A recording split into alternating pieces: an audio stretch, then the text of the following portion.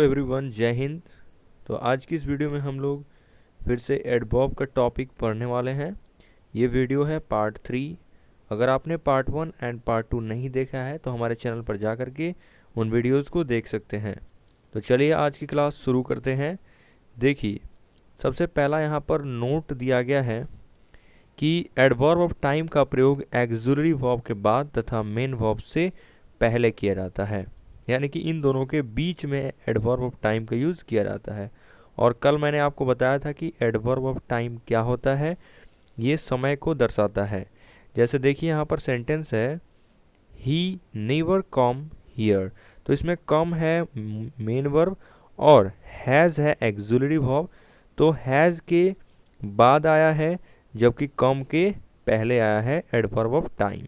यहाँ पर नेवर क्या है, एडवर्ब ऑफ टाइम है। ओके, नेक्स्ट एग्जाम्पल देखिए। नेक्स्ट एग्जाम्पल लिखा गया है he is always praised for his sweet voice, यानी कि उसकी प्रशंसा हमेशा की जाती है क्योंकि उसके स्वीट वॉइस के कारण। तो देखिए यहाँ पर प्रेज्ड, प्रेज्ड मीन्स प्रशंसा करना। ये प्रेज्ड है मेन वर्ब और इज है ऑक्सिलरी वर्ब, और इन दोनों के बीच में आया है ऑलवेज जो कि है एडवर्ब ऑफ टाइम। तो अब आपको याद हो गया होगा कि एडवर्ब ऑफ टाइम हमेशा ऑक्सिलरी वर्ब के बाद आता है और मेन वर्ब्स के पहले आता है।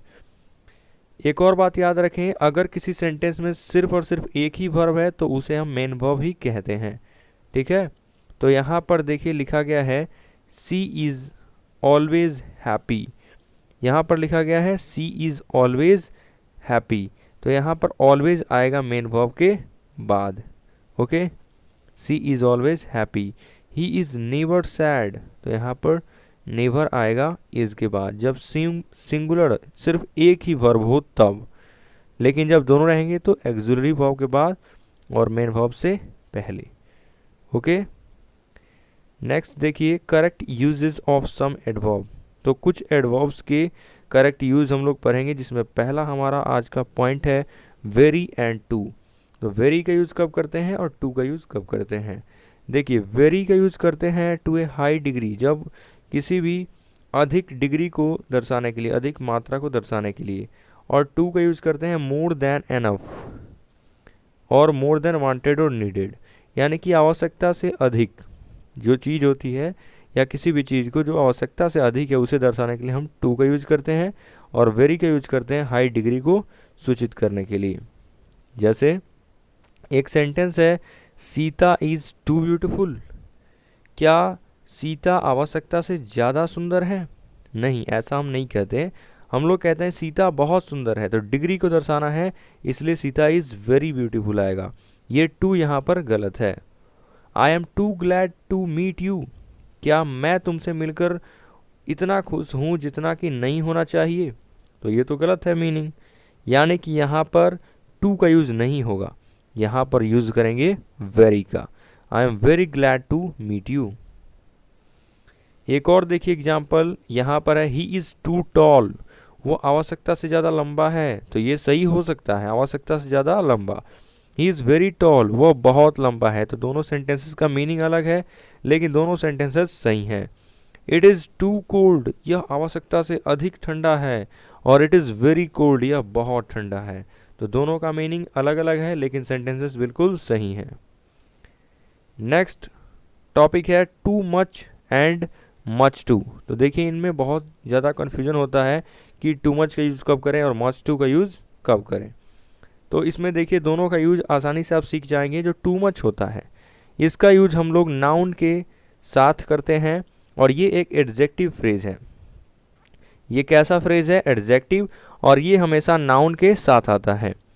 यानी कि इस तरह से आप याद रखेंगे कि टू मच एक तरह एडजेक्टिव की तरह बिहेव करता है जो कि किसी भी नाउन की क्वालिटी को बताएगा, यानी कि ये हमेशा नाउन के साथ आएगा। जैसे यहाँ पर देखिए एग्जाम्पल है he eats too much salt. He eats too much salt. He drinks too much milk. तो टू मच का मतलब क्या है? बहुत ज़्यादा। तो he eats too much salt का मतलब वह बहुत ज़्यादा नमक खाता है। ही ड्रिंक्स टू मच मिल्क, वह बहुत ज़्यादा दूध पीता है।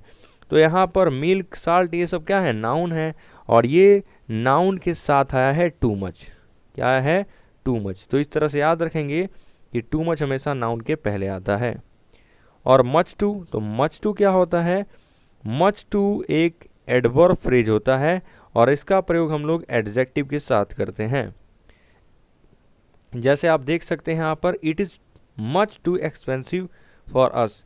तो एक्सपेंसिव क्या होता है? कीमती। यह बहुत ज़्यादा हमारे लिए कीमती है।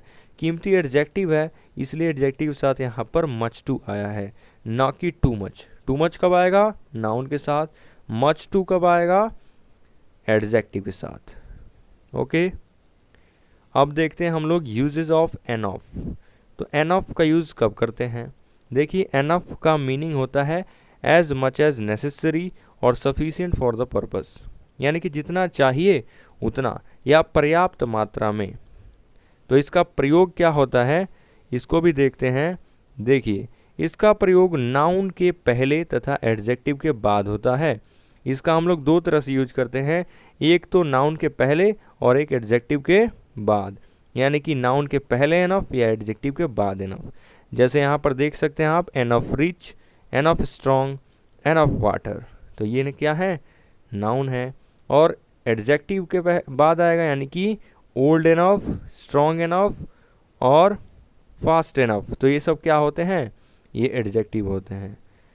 नेक्स्ट यहाँ पर एग्जाम्पल लिखा गया है, Usain bolt runs fast enough. तो देखिए यहाँ पर एनफ किसके लिए आया है? फास्ट। फास्ट क्या होता है? एडजेक्टिव होता है। तो हमेशा एडजेक्टिव के बाद एनफ आता है और नाउन के पहले आता है, अभी बताया गया। तो इसलिए यहाँ पर ये बिल्कुल सेंटेंस सही है। दूसरा है, Ratan Tata is enough rich to help the Indian government. यहाँ पर रिच क्या है? नाउन है, इसलिए एनफ रिच के पहले आया है। यहाँ पर रिच एक नाउन की तरफ बिहेव किया जा रहा है, इसलिए इसके पहले एनफ आया है। Okay. He has enough milk to drink, उसके पास पर्याप्त मात्रा में दूध है पीने के लिए। तो मिल्क यहाँ पर नाउन है, इसलिए नाउन के पहले आ गया एनफ। नेक्स्ट देखते हैं एज। तो देखिए एज, इसका यूज निम्न वर्ड्स के साथ नहीं किया जाता है। बस ये आपको याद रखना है, ये किस किस वर्ड्स के साथ नहीं आता है। जैसे देख लीजिए यहाँ पर, पहला है think, consider, elect, select, call, appoint, make और चूज। कंसीडर, देखिए ये जो वर्ड्स होते हैं ये आपको हमेशा स्पोर्टिंग एरर्स के क्वेश्चन में देखने को मिलते हैं। तो आप हमेशा याद रखें कि ये जो वर्ड्स हैं, think, consider, elect, select, call, appoint, make and choose, इनके साथ कभी भी ये एज नहीं आता है, कभी भी एज नहीं आता है। बस इतना याद रखें, आपको आसानी से एक क्वेश्चंस बना देंगे आप। जैसे देखिए यहाँ पर लिखा गया है, he has been elected as the panchayat officer of our village. तो पंचायत ऑफिसर के लिए नियुक्त किया गया है, इलेक्टेड आ गया, तो इलेक्टेड के बाद कभी भी यहाँ पर एज नहीं आएगा। तो यहाँ पर करेक्ट सेंटेंस हो जाएगा, he has been elected the panchayat officer of our village. Okay. Next देखिए, he appointed me as the teacher of his school.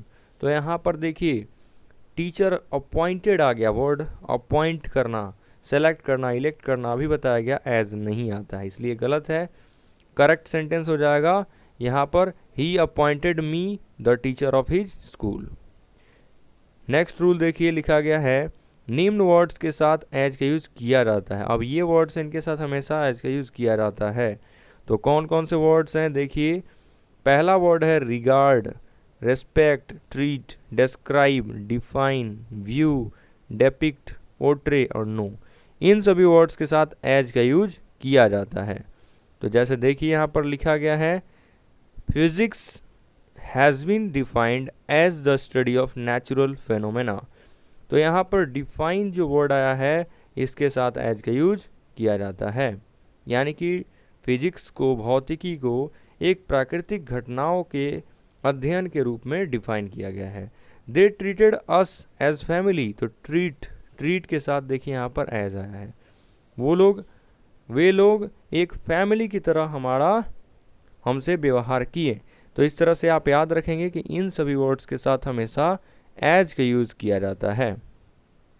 So friends, आज के लिए इतना ही, और अगर आपको ये वीडियो पसंद आया तो वीडियो को लाइक कीजिए, दोस्तों को भी शेयर कीजिए और चैनल को सब्सक्राइब कीजिए।